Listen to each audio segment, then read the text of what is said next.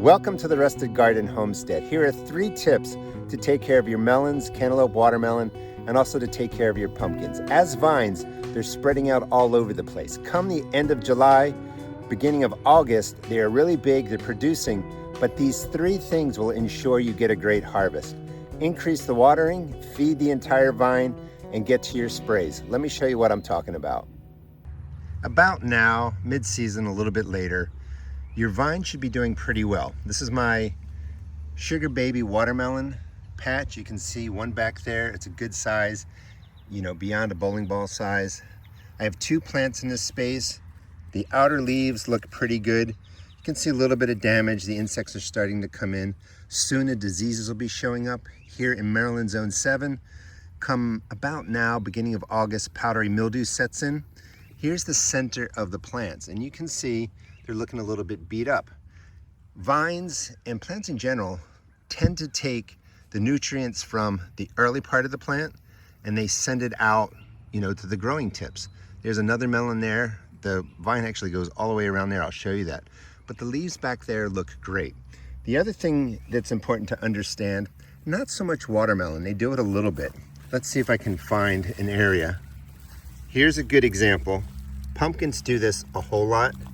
And you can see right by my thumb, those are roots.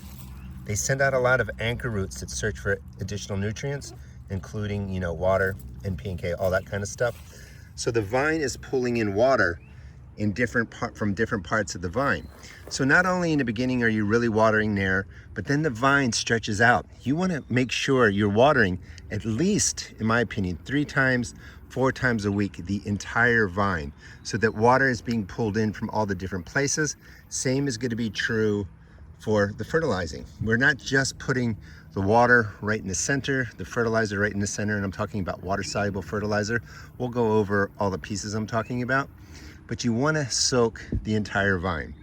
Pumpkins really do this. They send roots out all over the place, and that's how you end up getting massive plants, is again, water the entire span of the vines, especially with pumpkins, and they're gonna really produce. That's how you're gonna get really large pumpkins. Sugar babies, the melons get to about the size of a bowling ball. They're getting close to that, but they will also produce more melons if you give them the water and the nutrients they need. And again, the anchor roots go right into the ground. So feeding this area, watering this area, pulls all the nutrients in, and the plant doesn't have to worry so much about taking the nutrients from the early parts of the plant and sending it forward. As mentioned, I have 2 vines growing. They're coming right out of this area. Transplanted as transplants are about 6 weeks old on June, I think around June 15th. That tag actually says crimson, which maybe I planted 2 types in here, but what's showing right now are definitely the sugar babies, and you can see one right in there, and the vine is sprawled all the way out that way. And this is why it's important to take care of them now, because they are just getting going and you don't know how many melons you're going to be getting. Here's a second melon, looking good. Vine continues all the way around here. Third melon right in there. And you can just see how far they sprawl. And remember, they're going to be putting down anchor roots in different places. Pumpkins tend to do that more. Coming back around, now I want to add in the water-soluble fertilizer. Up until now, when I planted them, the water was going right into the center there. Water-soluble fertilizer, about every 3 or 4 weeks. Keep them well fed. I'm using AgroThrive. I'm affiliated with them. It's a great water-soluble organic fertilizer, and you just want to soak in everything. I don't like leaving fertilizer on the leaves, even though it really doesn't do any damage. So I'd like to fertilize first, and then I'm following the stems, just getting the nutrients everywhere the vine is going, especially where it touches the ground. And then we're gonna water, something like that. That is gonna give them everything they need to really grow well and finish out with a great harvest. Same thing in here. This is about 2 gallons. You're gonna need, with plants this large, 2 or 3 gallons. And I'm showing you the whole process because I think it's important that people understand. And then right in here,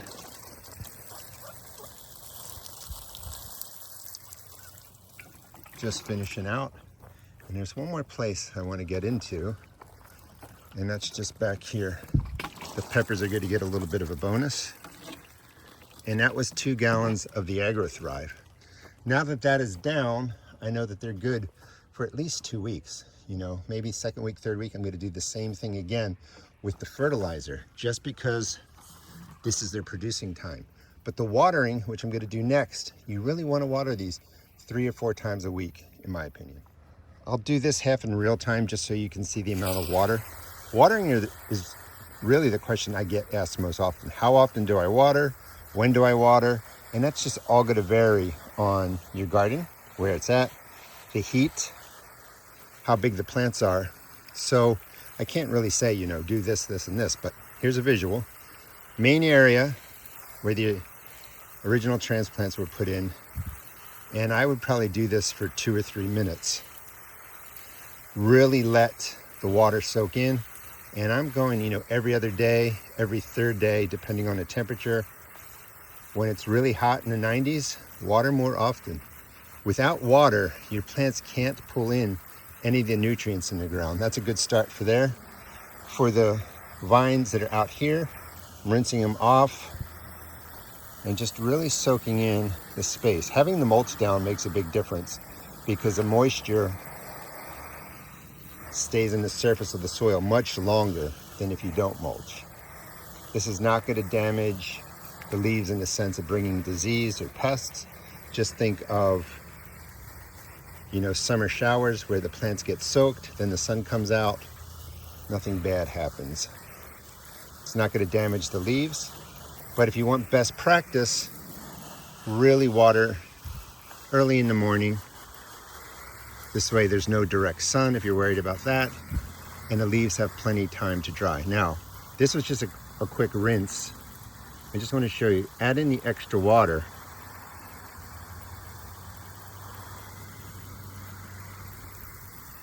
Where the stems are. And this is more of a quick watering. I might do this twice as long as what you're seeing now. You can water less frequently if you really give a longer and deeper watering at this point. Depends on what you want to do. And that's really just watering in 1/2 of these plants. And I'm going to do the same thing to the other side. And then I'm going to come back here and give these original transplant spots another minute or 2 of water.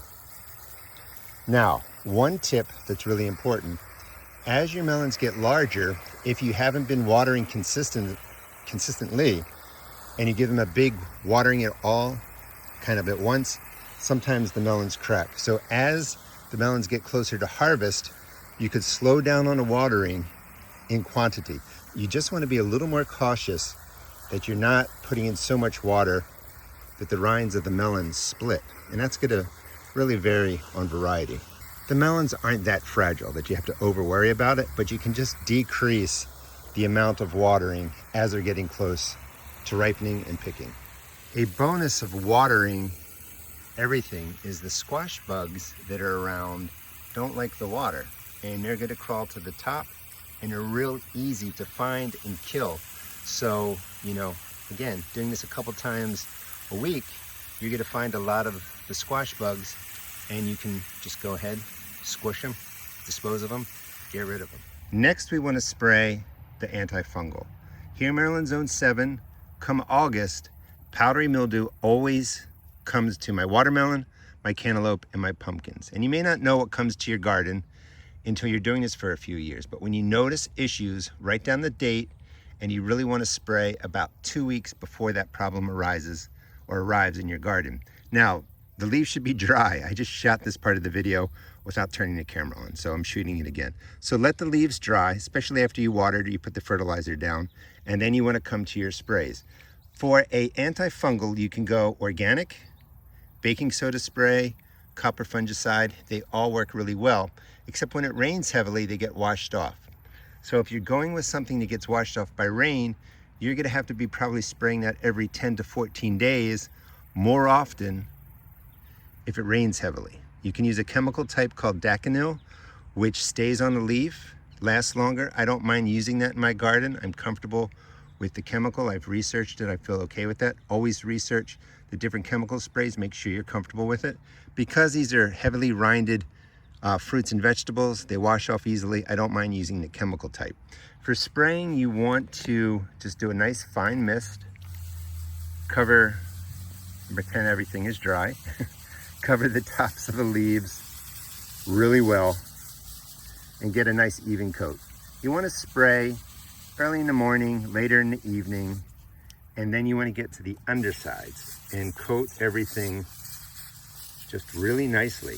Take the extra time to really get to the undersides. These have already been sprayed, but spray the undersides. Take the time to really cover them evenly. Let's go over to this area which I haven't sprayed yet. Show you again one more time. You're just going to soak it down so that you know everything has been well covered. And then just get under there and hit the undersides really well. Now there is a little bit of damage on here from insects and stuff like that. I'm not going to put down any insecticide. Organic chemical type kills all the good and bad insects. I've seen some baby pumpkins on here. I have flowers opening. I don't want to kill out the pollinators, and the insect damage really isn't that bad. If I had an infestation or an issue going on, I would go ahead and spray something to kill the insect. Some damage I'm fine with. The biggest issue that I get are the fungal issues of the powdery mildew. So I definitely want to stay up on the antifungal sprays. For the insect damage again, I'm going to let it go. I've never had insects take out my pumpkins, my melons, my cantaloupe, so I'm not going to spray. Don't spray unless you have to, but I'm 100% sure that if I don't spray, I'm going to get powdery mildew. And you can see right in here, flowers forming, and there's a little pumpkin right up top there, or a little watermelon right up there. So that's the female flower, the male flowers. So I have more melons coming by watering this way, feeding this way, keeping the sprays up. This plant's going to stay healthy, and I'm going to get a great harvest of pumpkins. Not pumpkins, I got them in another part of my garden.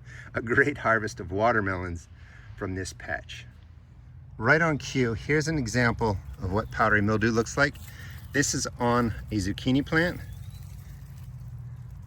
That pattern, powdery mildew, undersides, it does show up on there, but a lot of times they start on the top of the leaf. So you really want to soak, again, the top of the leaf down really well, then the undersides, and that will keep powdery mildew off your melons and your pumpkins.